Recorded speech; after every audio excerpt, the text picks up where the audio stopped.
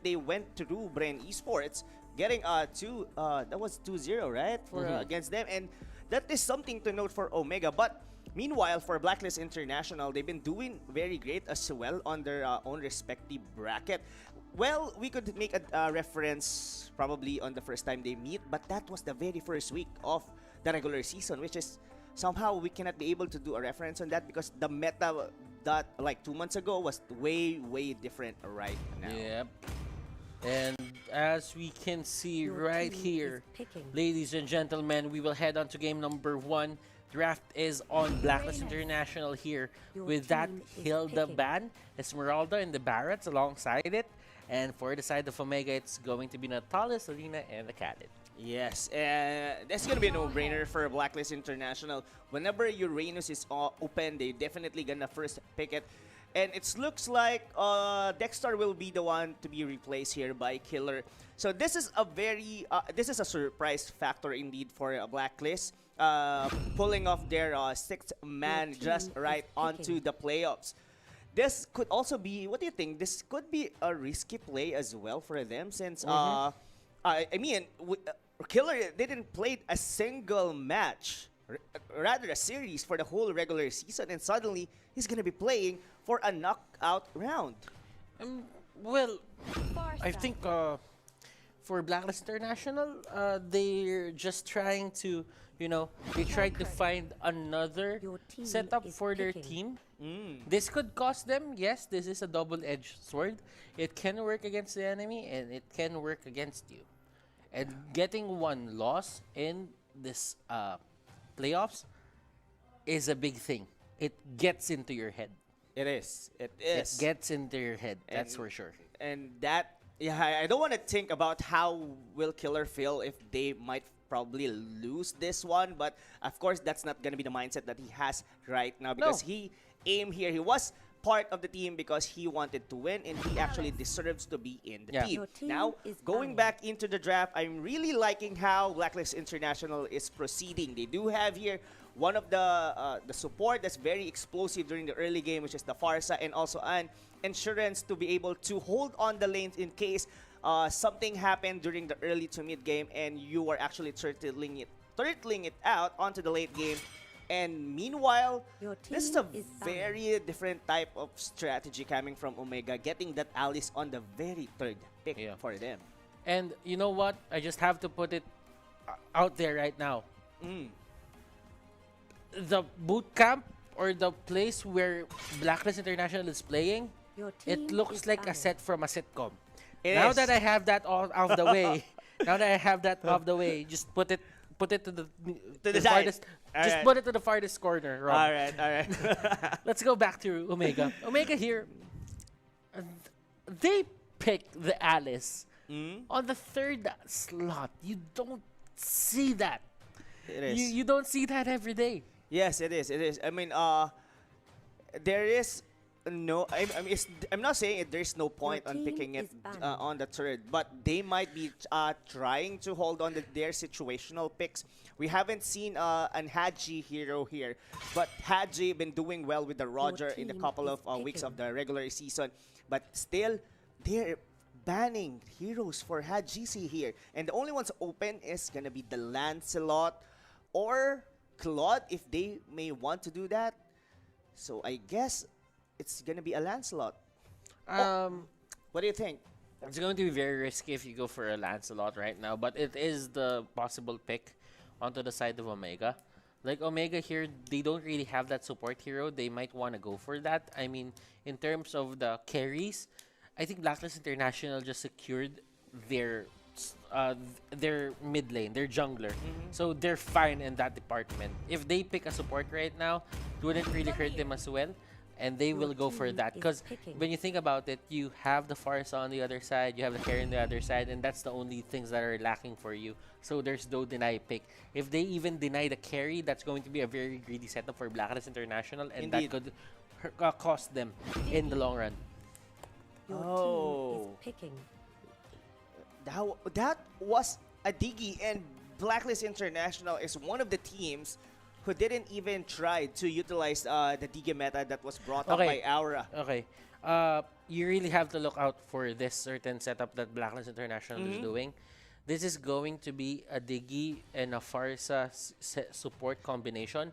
And what they're gonna do is they're gonna probably gonna go to where what lane this Popol and Koopa is gonna go in, and they're gonna take all the energy, and they're gonna move on to Yes. one lane. They're gonna take all the energy. If that happens seamlessly, the gold output for the side of Blacklist International is going to be crazy. Yes, really crazy, and I totally agree with you. By the way, guys, this is gonna be a core Popol and Koopa. It's not gonna be the usual tank that's been used on the couple of weeks of the regular season.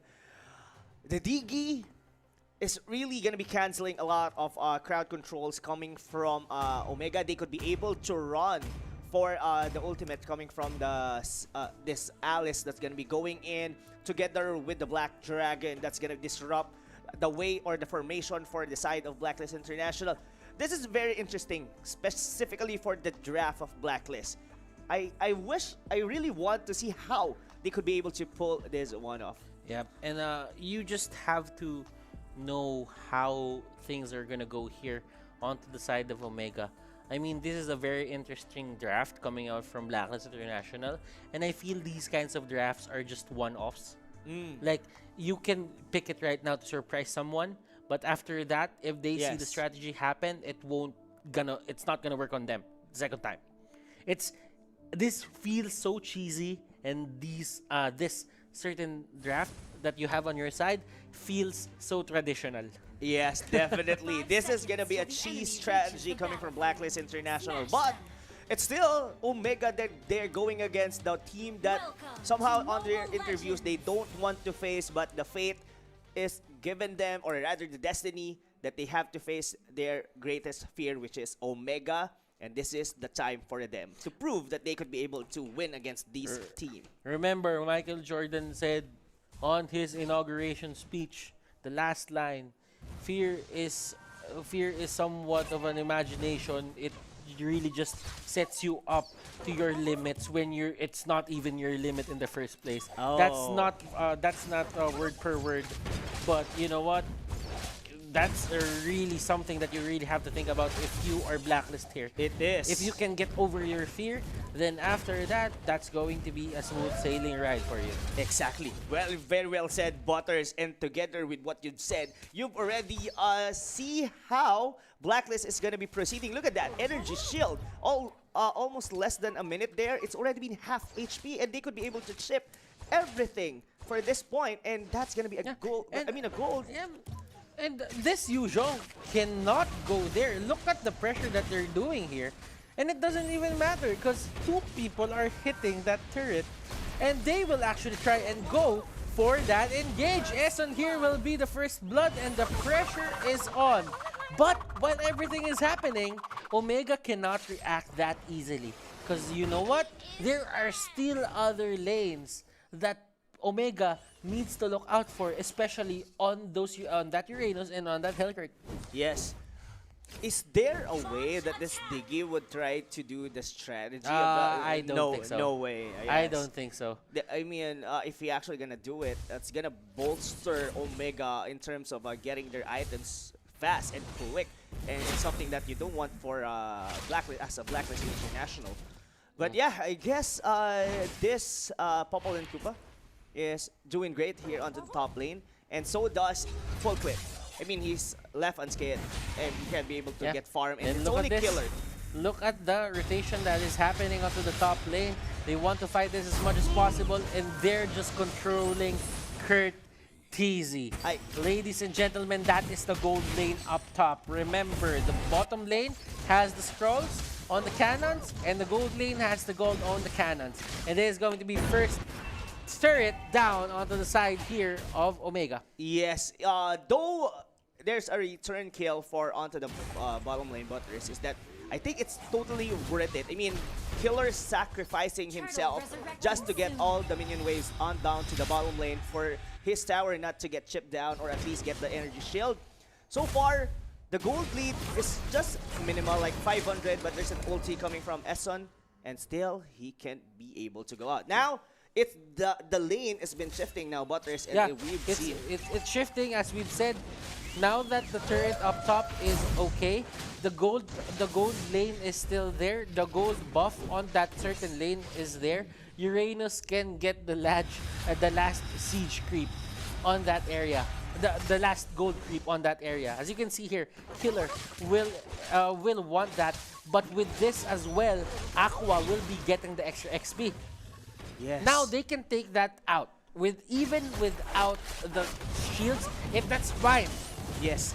Yes, I guess that's gonna be fine. But what's fine here is that, oh well, this might be a hard, to be honest, a hard tower to break down since the Alice could be able to shove on the minion waves here onto the bottom lane. But what's next for Blacklist? It's gonna be the turtle.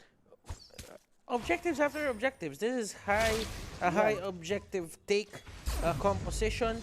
It really works well for the side of Blacklist International. And look at that, death from above, Edward. Oh wow, and here comes the IRM. Look at Edward here, already finishing his Clock of Destiny as early as 4 minutes into the game. Well, so does Toshi, but I guess it's gonna work well more for the Farsa since it will be able to be very aggressive here. And Blacklist International are really forcing to take down this turret onto the bottom lane. Yeah, Haji, the Triple H combination. They are rotating, and look at the pressure that's happening right here. It feels to me like Omega is just dancing to the music of Blacklist International. Yes. It's like a choreography. Definitely. I mean, the ballad for Blacklist is really nice to hear right now. I mean, oh my god, Omega, they had to step it up. Well, had GC is still a thing here, ladies and gentlemen. YSS gonna still hit like a truck, definitely on mid to the late game, since Blacklist International has a very squishy type of lineup, given that only Killer is gonna be the tanky one and none other than him. And for crowd controls, they don't have any aside from the Dark Knight Falls, and of course the ultimate coming from this DG to disengage or engage probably. And now this might be another turret down for Omega. And it is going to be another turret down. Look at the capability of Blacklist International to keep on going for the push. Killer here will be that fortress of power for the side of Blacklist International that enables them to do this. Yes. What I'm thinking right now, Butters, to be honest, is if this Kurtizi, or rather this Yuzhong, could be very tanky enough to be able to go into the back lanes of Blacklist, they might have a shot like canceling the Feathered Airstrike from Edward or even going to Aqua. But Killer, look at how nuisance he was, but Full Clip able to secure the turtle once again for the side of Blacklist. And this outer turret on the mid lane might actually fall once again. Blacklist International getting tower after tower for Omega and choking them for the gold, for the resources. And if this happens from time to time, I guess Omega will just starve for gold. And as well with the map control, they're really losing it quickly.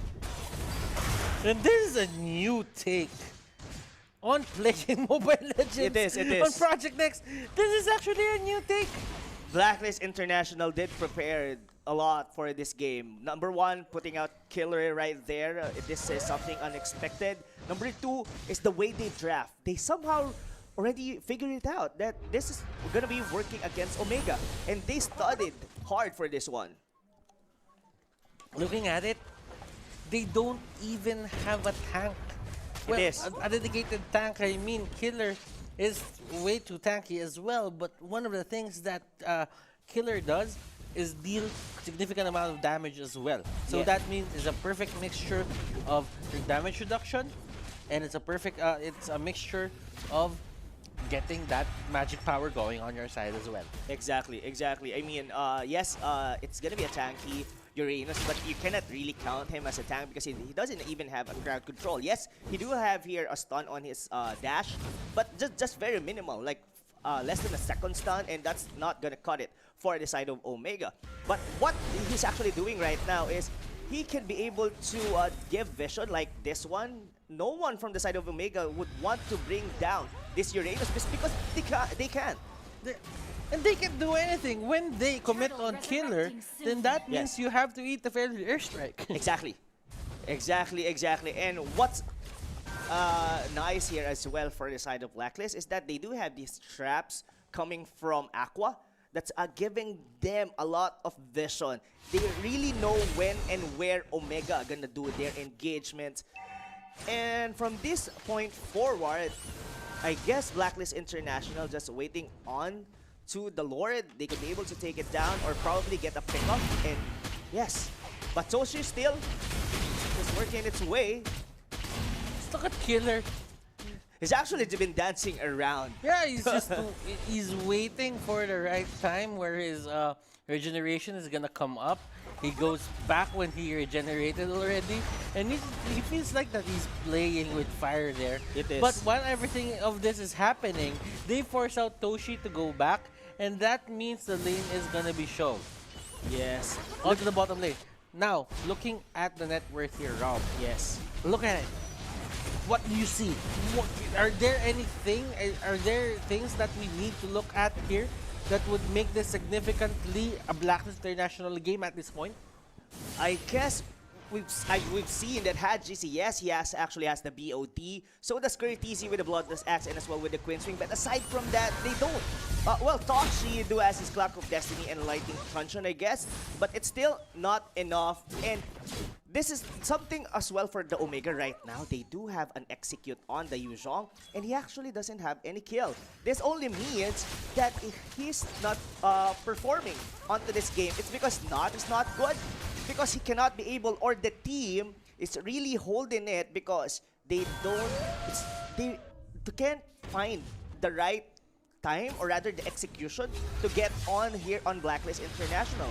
Yeah, and right now, Edward has watched that MPL ID finals. He was the one who secured that buff, that purple buff. Oh, yes. Because he needs the mana. It is. But look like Blacklist International just trying to get this one. Been spotted out by the Mountain Shocker going into the back lane. We're looking for an ejector, and that's gonna be Eston. He took it away, but the ultimate coming from the Digi will make them disengage. Look at Killer. Look at Killer. He goes in and living up to his name for his namesake.